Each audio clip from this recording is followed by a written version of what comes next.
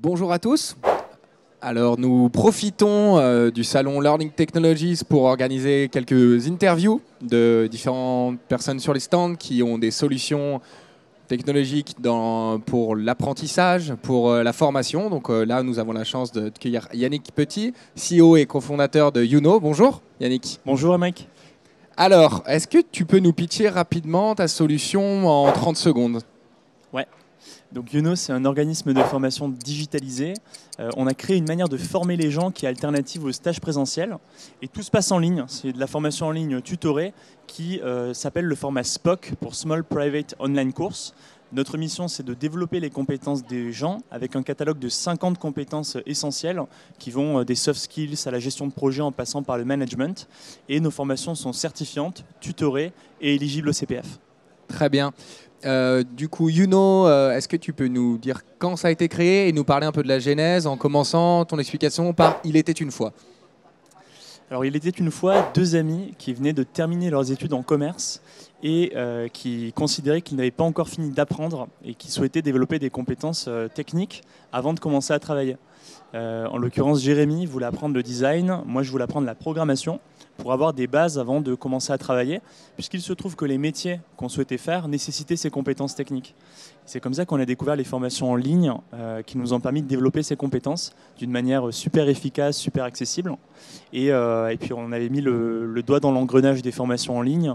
On a découvert qu'il y avait une offre qui était très grosse sur le marché américain, avec des plateformes qui étaient en train de se lancer. C'était en 2012. Dans la foulée, on a dit nous, on va faire pareil en France, faire des formations de haut niveau, 100% digital, pour aider les gens à développer leurs compétences. Donc on a créé Youno pour résoudre ce problème-là. Je crois savoir que c'était plutôt des MOOC au début et que vous avez plutôt basculé vers les SPOC après, c'est ça ? Exactement. On a commencé en faisant des MOOC et on était une agence de création de MOOC sur mesure. Donc on a travaillé avec beaucoup de grandes écoles, mais aussi beaucoup d'entreprises. À un moment où les MOOC étaient en pleine expansion, c'était en 2013 et 2016. On en a fait une centaine, donc grosse expérience acquise sur les différents métiers de la création digitale, comme la création de vidéos pédagogiques, l'ingénierie pédagogique, ou même le développement d'une plateforme de type LMS. Et donc on a packagé ces différents métiers pour proposer à des entreprises comme la SNCF de créer des MOOC sur mesure. Très bien. Et au bout de 3 ans, on avait réalisé de nombreux projets qui étaient passionnants, qui avaient très bien marché.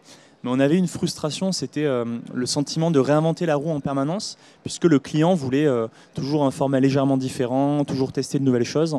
Alors que nous, on avait identifié qu'il y avait certains ingrédients qui permettaient de rendre l'approche hyper efficace. Et donc là, on a dit avec mon associé Jérémy, en fait, on va devenir organisme de formation digitalisé, créer notre catalogue avec notre réseau d'experts et finalement proposer des vraies formations à nous plutôt que d'en faire des sur-mesures. Et donc, on a pivoté, ce qui fait qu'aujourd'hui, on ne fait plus du tout de formation sur mesure, uniquement du sur-étagère pour développer les compétences. Excellent. Est-ce que tu peux nous partager 3 points forts de ta solution, les 3 raisons qui feraient qu'on choisirait plutôt Youno plutôt qu'un de vos concurrents, par exemple ? Alors le premier, c'est l'efficacité. On a un taux de complétion, c'est-à-dire le ratio entre les gens qui terminent un SPOC et ceux qui le démarrent, qui est de 92%. Donc c'est un score qui est hyper élevé si on le compare aux autres scores de complétion du e-learning, qui généralement est entre 5 et 10%. Et si on arrive à faire ça, c'est parce qu'on met beaucoup d'humains dans la formation digitale. Il y en a dans le tutorat réalisé par un expert formateur, et on a aussi des community managers en interne qui vont relancer les participants décrocheurs et les aider à les motiver. Donc le premier point, c'est l'efficacité. Le deuxième, c'est la plateforme, puisqu'on a la chance d'avoir une équipe de développement qui a créé une plateforme hyper intuitive, très simplifiée, qui permettent à tout le monde, même des gens qui ne sont pas forcément hyper à l'aise avec l'outil digital, de se former en ligne.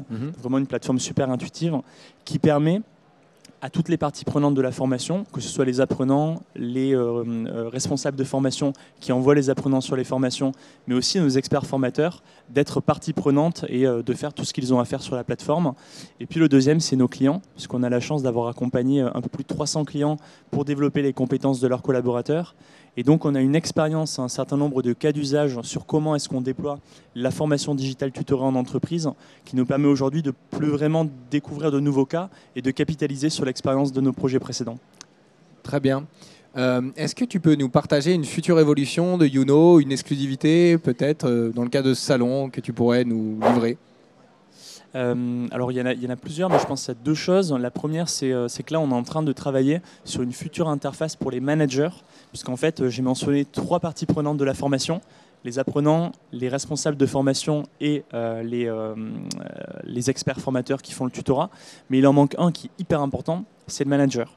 Comment on fait en sorte que le manager demain puisse suivre les actions du collaborateur qui l'encadre pendant sa formation et qui l'aide en fait à mettre en pratique les nouvelles compétences.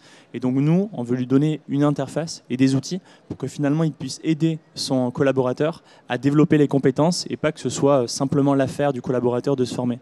Donc là, cette année, on aura à cœur de proposer de nouvelles interfaces et des outils adaptés pour que le manager aide les personnes à se former.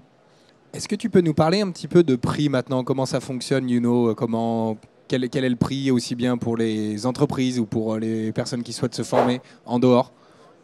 Alors notre prix, on vend des licences pour une personne qui souhaite se former sur une session de formation. On a 50 formations et une session pour chacune qui démarre tous les mois. Et le prix, c'est 1 090 € pour une personne qui souhaite se former. Et ensuite, pour les entreprises qui ont des volumes de collaborateurs assez importants, on a une dégressivité qui fait que le prix unitaire peut descendre et décroître. Mais ça va entre 1 090 € par personne formée jusqu'à environ 600 € pour les volumes les plus gros où on accompagne nos clients. Sur l'année 2019 qui vient de s'écouler, est-ce qu'il y a un moment particulièrement fort qui a été vécu par Youno ou par toi directement? Oui, il y en a eu pas mal. Mais en 2019... un moment qui était vraiment fort, c'était en décembre, où on avait énormément d'événements qui ont coïncidé. On avait pas mal de salons, de conférences, de rendez-vous clients à honorer. Et du coup, il a fallu que toute l'équipe soit sur le pont, mais genre de la folie, quoi. C'est-à-dire il fallait que les gens soient hyper impliqués. On a dû tous retrousser nos manches. Et moi, ça m'a marqué, parce qu'en fait, je me suis dit, j'ai vraiment de la chance d'avoir cette équipe-là. On est 40 aujourd'hui chez Youno. Et les gens, ils n'ont pas eu peur, ils sont allés, on s'est vraiment serré les coudes et ça faisait plaisir à voir. Parce qu'au final, au-delà de l'équipe à laquelle j'appartenais et le métier, les gens ont contribué sur les besoins que l'entreprise avait pour qu'on puisse réussir à tenir la cadence. Je te remercie pour cette interview, je te souhaite un très bon salon et une bonne fin de journée. Merci à toi.